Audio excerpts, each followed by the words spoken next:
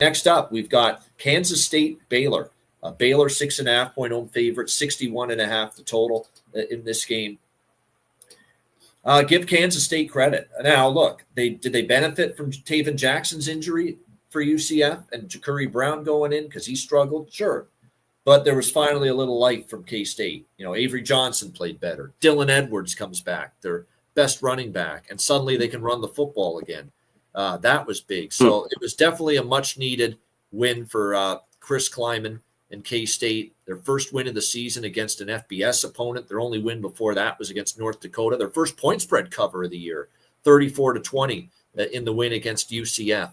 Again, at least some positive signs. Avery Johnson was a little bit better throwing the ball. Still not great, but the big catalyst was Dylan Edwards' return. 166 rushing yards for him against UCF, and he makes a difference to that Kansas State offense. Yeah, definitely. Oh, he is a difference maker. There's no doubt.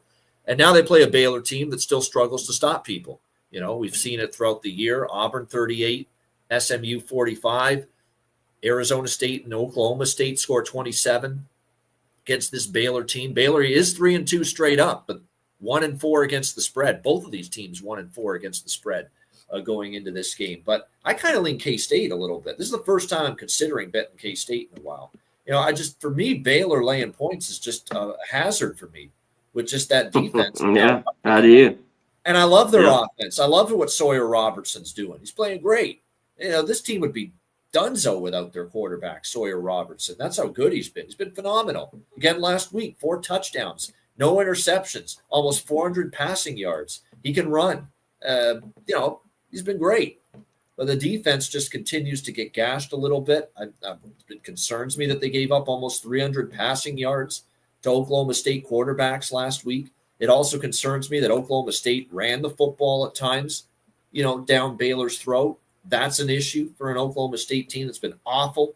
So, I kind of lean Kansas State here, plus 6.5, that the Baylor defensive woes and Kansas State getting their all-world running back, Dylan Edwards, back from injury is going to be enough to help them hang around in this game. And I do want to mention another thing. As far as run defense, Baylor, 115th in the country, 180.2 rushing yards per game allowed, and 4.3 yards per carry allowed, 89th in the country.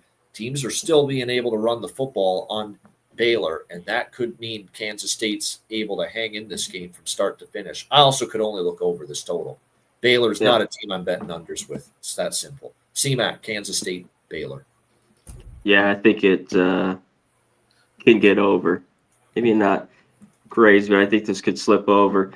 Edwards is big because one thing in those games, Kansas State could have run the football a little bit, in those previous games. Without him, it's like, man, this team needs to run it. They don't have a quarterback, that's great, slinging the ball. And he was big last week, no turnovers for Johnson. I mean, he has to, on the road, not turn the ball over for them to be in it. But he should, against the Baylor defense, especially secondary, he should have success, and they should be able to score. So, yeah, just can't lay it here with Baylor. I know they're at home, not with the defense like that. So I just think it gets over, maybe Baylor's team total over in this game.